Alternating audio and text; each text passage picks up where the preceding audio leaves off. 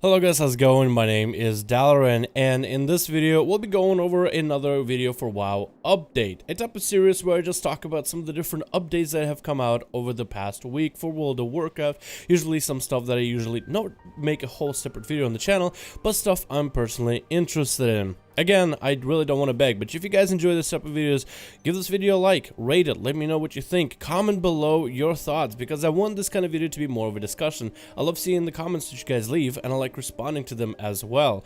Anyway, let's get into the video. Double Agent has done it again. He's reached level 120 on his Pandaren without ever having to choose a faction. If you weren't aware, Double Agent is a player who started out on Pandaren on the Pandaren Beginner Island and never left. He never finished the quest to choose Alliance or Horde as his faction, and instead chose to keep leveling on the starting islands through herbalism and mining. By mining nodes, even though they're low level, rewarding only about 20 XP, same thing with herbs, he still had the dedication to keep trucking on and get the character to max level. I think in Battle for Azeroth, he's actually done it the quickest. I remember him getting in Legion, which took a while, Warlords, which also took a while, but this one I felt like didn't take nearly as long. I guess the man been putting in double the time and double the effort. Overall, really cool, very awesome, and I guess shows you that there's more than one way to play the game. So there's been a little bit, I'm not going to really get into too much spoiler stuff, but there's been a lot more text coming out for patch 8.1. A lot of the story stuff is going to be happening within the next patch of World of Warcraft, so that's super exciting if you're into the story. One aspect of the story is the Vulpera coming in and kind of like taking a step forward into a possible, maybe confirmed allied race for the Horde. Of course, everybody's wondering what's going to be the brand new allied races, and Vulpera has been kind of thrown around here and there as an idea. So some text came out, and I don't want to spoil it too much, but it has to do with Vulpera providing help to the Horde because of an event. Something happened. Let's just go with that.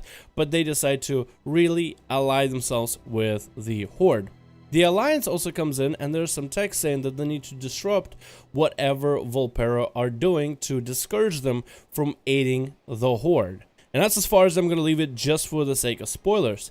But I feel like Vulpera stepping out and having some dialogue saying, we will help the Horde. We will help stop the Alliance.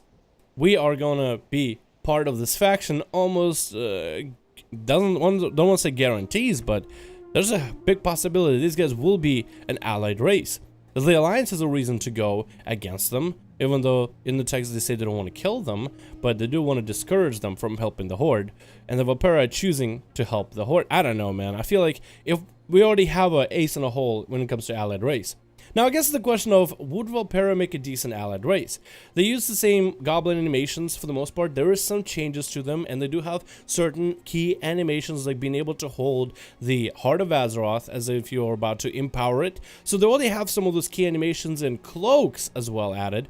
People saying that the cloak animation is only added towards playable characters. Blizzard wouldn't go as far as to just add it to random NPCs, where NPCs don't even wear cloaks for the most part. So why would Blizzard go through the effort of animating that part of the game? So more, I guess, of a reason as to why Vulpera could possibly be an allied race for the Horde. I guess it would be kind of nice because the goblin model and the animations haven't been used enough. Goblins are played by some people, but it's definitely not as popular as the brand new orcs or the blood elves or just about every other race in the Horde. I guess a couple different questions come from the community. Would these guys fit well with the Horde? For the Horde to have a bunch of little furry fox people, does that signify the Horde? I mean, all the other races that the Horde has drafted, from the orcs, the tauren, the trolls, the undead, the goblins. I mean, the Pandaren are for both factions, so you can't really count them. Even the brand new ones for High Mountain and the Nightborn. Even I feel like the Nightborn in some sense fit because of their relations with Blood Elves. Here, the Vulpera will only be an allied race because of the relations with Zandalari. So I guess if you look at it, oh, we bring in Zandalari, and then Zandalari bring in Vulpera, kind of like hand-holding them into the horde, into the fray. I guess that would make sense. But I also don't really feel they are kind of horde material. And I'll explain this because I feel like the horde has been made of misfits that are like not wanted by everybody. You know, they are outcasted and they band together because of the necessity to survive in this faction versus faction type of warfare. I guess for Vulpera, to have to choose a side would be interesting, but I don't really see them as a playable character because I feel like they just haven't had enough lore or really enough reason to be, I guess, an allied race.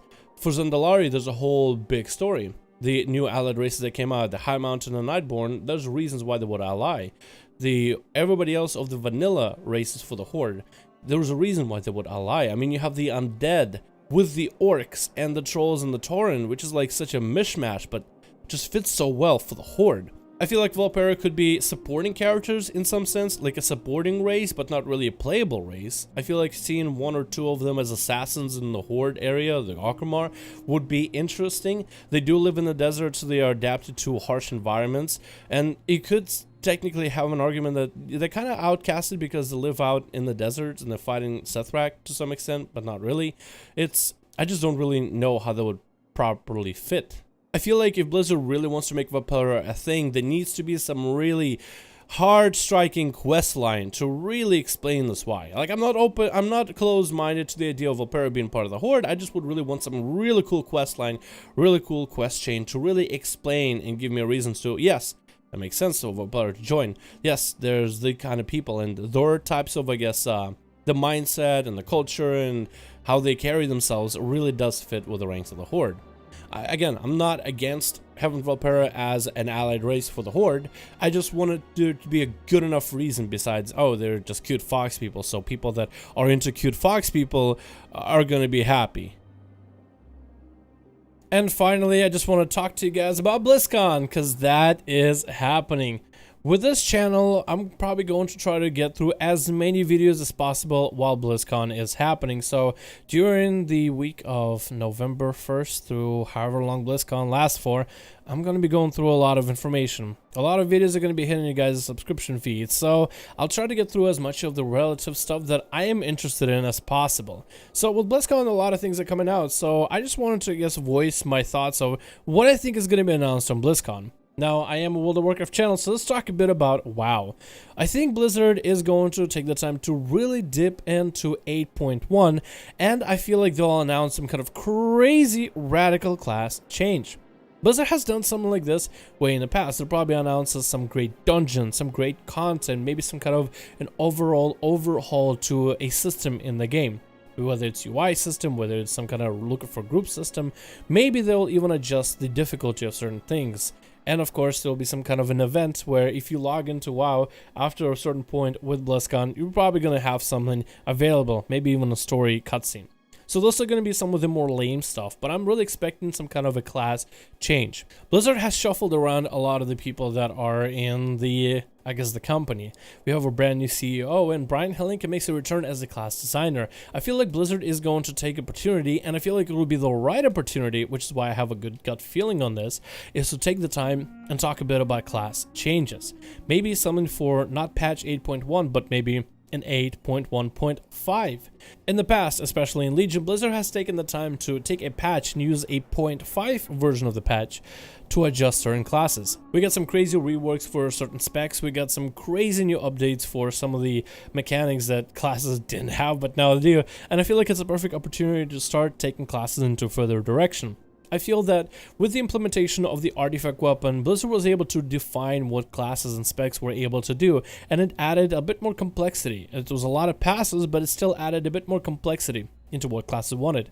With them taking away the weapons, you are actually taking a good chunk of what classes used to be. The artifact weapons and some of the gaps from taking the weapons away are still showing in some of the class changes and class updates. Like Feral, for example, I feel like has never been the same. Even though the class is great in PvP, there's certain aspects where it's not competitive or viable or wanted in PvE. Raids and Mythic Pluses, most people will grab a Boomkin, Resto, but like where's Guardian? whereas Protection Warrior. And of course, certain classes are just going to be best at things, but I feel like there's definitely some depth that was further lost going from Legion into BFA.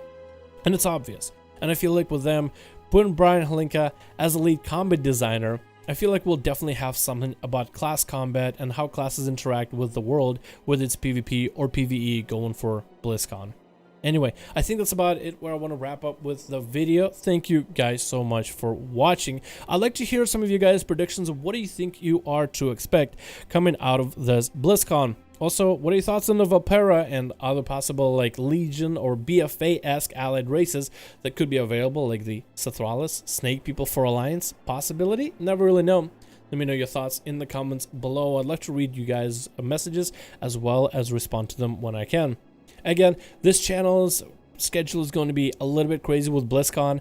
I'm just going to be pumping videos the whole time. I don't think I'll even be making videos on my normal kind of day-to-day schedule. So for the days of BlizzCon, it's just going to be as soon as things happen, I'm going to be making a video. Although I will try to have regular streams at the very least, but know that it's going to be crazy and a little bit all over the place. Thank you guys so much for watching this video. Hope you guys enjoyed. Let me know your thoughts in the comments below. And I'll see all of you guys in the next one.